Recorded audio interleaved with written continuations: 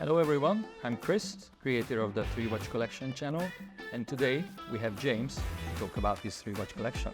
Welcome to the show, James. Thank you very much for having me on. So tell us, how did you start in this crazy hobby of ours? I've always had watches since probably when I was 7 years old, and I've always had mechanical clocks around the place. My father has had mantle clocks and wall clocks. I had a little wind-up alarm clock that would sit next to my bed. I grew up with watches, and then when the quartz, crisis came along, I got on board with that. I still have an old Seiko solar quartz watch from 1983. So one of the original solar ones. You can't get batteries for them anymore. But I've always had watches, always been fascinated by watches. Got on board with Timexes for a while, and then I changed jobs in my mid-30s. And at that point in time, I couldn't wear watches just because of the occupation I was in. Didn't make sense to have anything on my wrists. And so I went without watches probably for about 10 years. And then maybe about 5 years ago, I started pulling out my old watches and getting excited again by the movements inside them. All right, that sounds interesting. When you go and purchase a watch, I assume you have a larger collection.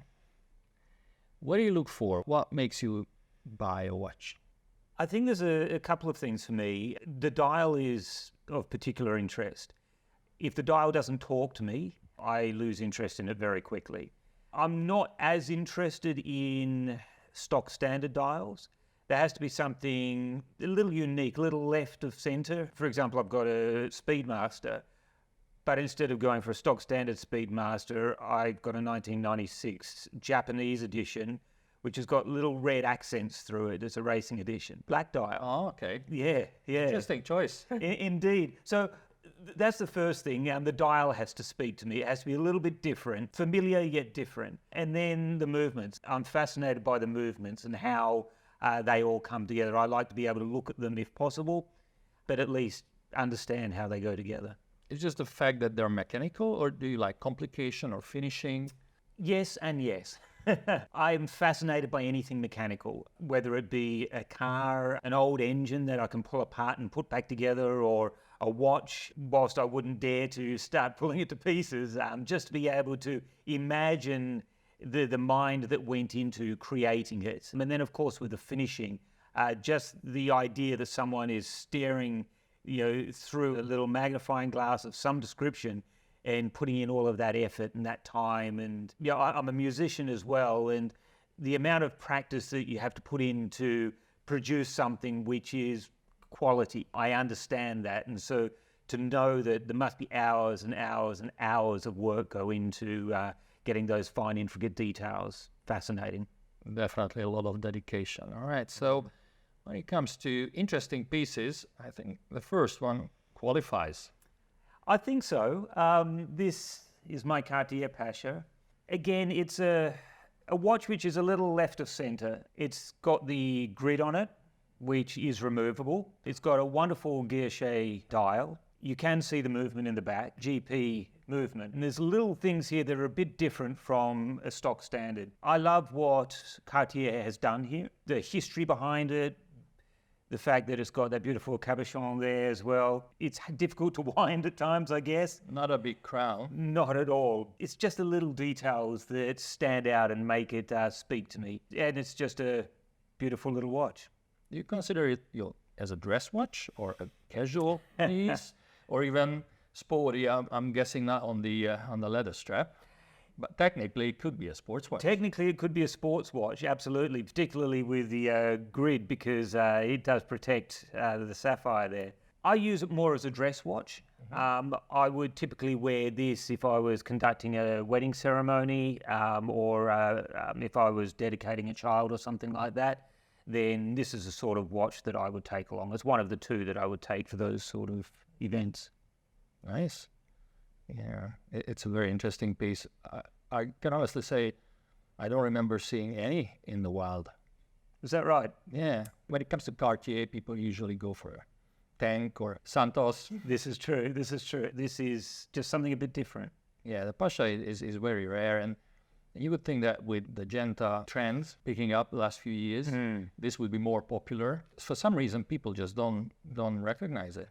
Yeah, I wonder whether people don't associate Genta with this design in the same way as they do with some of his more well-known designs. Maybe that's part of what it is. All right, and what do we have next? Well, the next one is a watch which I bought for myself for when I turned 50. So it's only a couple of years old.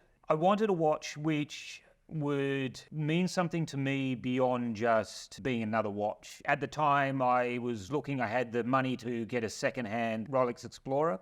I'm not a Rolex fan at all, but the original Explorer was one that actually I did like the look of. But then Nicholas Hacko said that he was going to bring out his second model of this line. He had the Mark I and the Mark II. I've got the Mark I on my wrist, and this is the Mark II. The dial here with that guilloche, it's called the Curl. It's just fascinating. It's a beautiful dial, all done in Australia. And the movement is a Soprod M100. So again, it's not the stock standard, it's not your Solita, it's not your Etta, it's something a little bit different. The finishing work on it is absolutely incredible. I put my name into the hat for one, and there was limited numbers made, and I was lucky enough to have my name, I guess, on the list at the right time. And how did you discover Hacko watches? Because even within Australia, you have to be very deep into watches to know about this brand. I reached a point in my interest in watches where I wanted to look at local watchmakers, and there's not that many in Australia. A few of the microbrands who are producing good quality, lower end watches, but this was something different. And so as I was looking around, Nicholas Hacko seemed to be right in the middle section of what I could realistically look at. It was through his newsletter. Quite a few people have signed up for, and I like his style. I like the way that he doesn't hold back with things. He's very opinionated. I appreciate someone who's a straight talker. I got on board with where he was going with this. We're looking at your third piece. I must say that this is a very eclectic collection. Indeed. Let me grab this one. Not something that we usually see in a three-watch collection here. No. In my collection, I have a number of old pieces. This is the oldest of them all. This is an 1869 Thomas Boxell pocket watch, Half Hunter. It belonged to one of my ancestors. There's a little bit of a debate as to exactly which one. A couple of lords in there, and there's a couple of big businessmen, and it could be any one of them. But it's been passed down through the family, and what's interesting about this one is this has come from my father to me just in the last year. It's a watch which I remember when I was younger having a look at, and particularly opening up. There we go. And having a look at the movement inside. It's a fairly simple movement, and yet it's quite spectacular. It's quite a beautiful movement to have a look at. There's some interesting work that's done on there as well. Part of it for me is the history, looking at the hallmarks on there, and going through the process of working out who was the actual case maker, because the case maker and the movement maker were different people. So finding out who was the case maker, who sent it into the assay office to be certified as being genuinely 18-karat gold, and then the movement in there as well, looking at the watchmaker himself, as you know, who he was, where he lived in Brighton. And it's actually written on the back here. It says Thomas Boxell. It gives the address in Brighton, and then it says chronometer maker to the observatory. It's a spectacular little piece, been handed down through the generations, finally ending up with me. I must say that. Is that the original dial? Yes. It's in remarkable condition. Isn't it? It's a beautiful dial. Looks perfect. Yeah. Needs a bit of a polish on the crystal there, but not the dial itself. The dial is amazing. Yeah. Do you actually wear this watch, or do you have more than one pocket watch? No, this is the only pocket watch I have. I have an old Elgin from 1915, which belonged to my grandfather. Tiny little thing. Should be on a strap as well, not a pocket watch. So do you ever wear it? No. No, I get it out and I look at it and I think through the stories of the hands that it's passed through. And I know my father just had it in a pouch the entire time. And I believe that's probably how it's lived most of its life, apart from with the original owner. Yeah, it doesn't look well used at all. Mm. Where are you at with your current collection, and what is the next step? What are you looking at in the future? The next step, I try to keep my watches in 4 sets of 3, if I can put it that way. 3 dress watches, 3 sports watches, 3, if I can put it as divers, and then 3 interesting and I put my quartz watches into that one as well. With all of that, one of the things that's happened in probably the last few months, I had a nice Seiko Astron, dual time, GPS, solar, which I used for travel. And it was fantastic because it would give me the time zones automatically when I landed in a new place. But it sat a little bit too big on my wrist. It's not a small watch. Not at all. And I no longer have a GMT or a world timer in my collection. I have a problem with those sort of watches over mechanical ones because most of them are locked into an hour time zone, which is fine for the majority of the world. We work on hour differences in the time zones. But I'm originally from Adelaide. My wife is originally from India. Both of them are on half-hour time zones. So most GMT and world timer watches don't work very well for us. Could be worse. Could be from Nepal. Well, my wife and I had our honeymoon in Nepal, so we would have been well and truly unable to tell the time. The watch that I guess it's a Grail watch in a way, but also one which, if everything lines up correctly, I may eventually own, would be the Glashütte Original Senator Cosmopolite. And I love what that watch does. Yes, it's a little bit of a bigger watch. It's quite a chunky watch, so it's not really dressy. It looks dressy, but it's probably a bit too chunky to be dressy. But it not only gives all those half hours and the quarter hours for Nepal and for Eucla and those sort of places, but it'll give you standard time and daylight saving time. The date is locked into local time, not into home time, which I think is a far more useful way of doing it. It becomes a useful watch for me. I like my watches to be used, apart from perhaps that pocket watch, but I like my watches to be used rather than just sitting in a case. That would be a very useful watch for me to eventually own.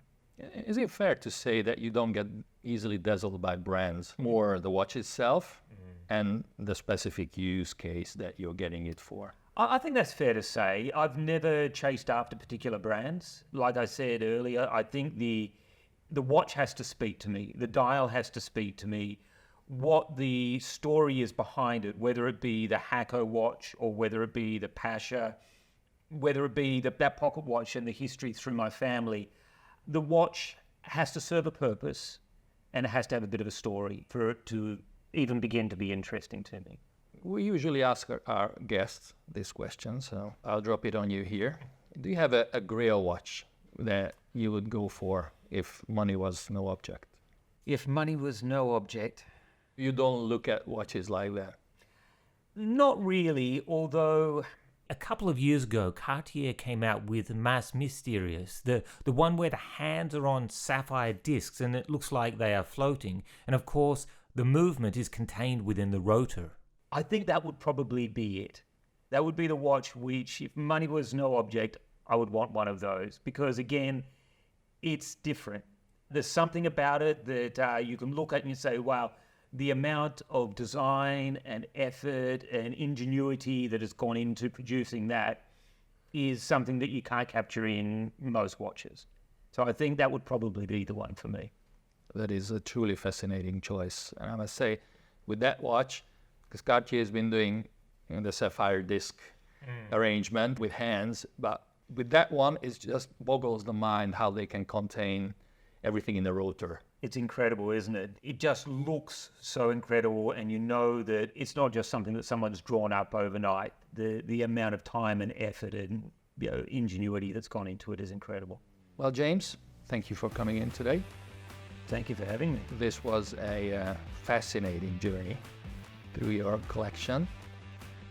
For you all, thanks for watching. And if you enjoy this interview, check out our other content and make sure you subscribe to our channel so that you don't miss out on the next 3 watch collection.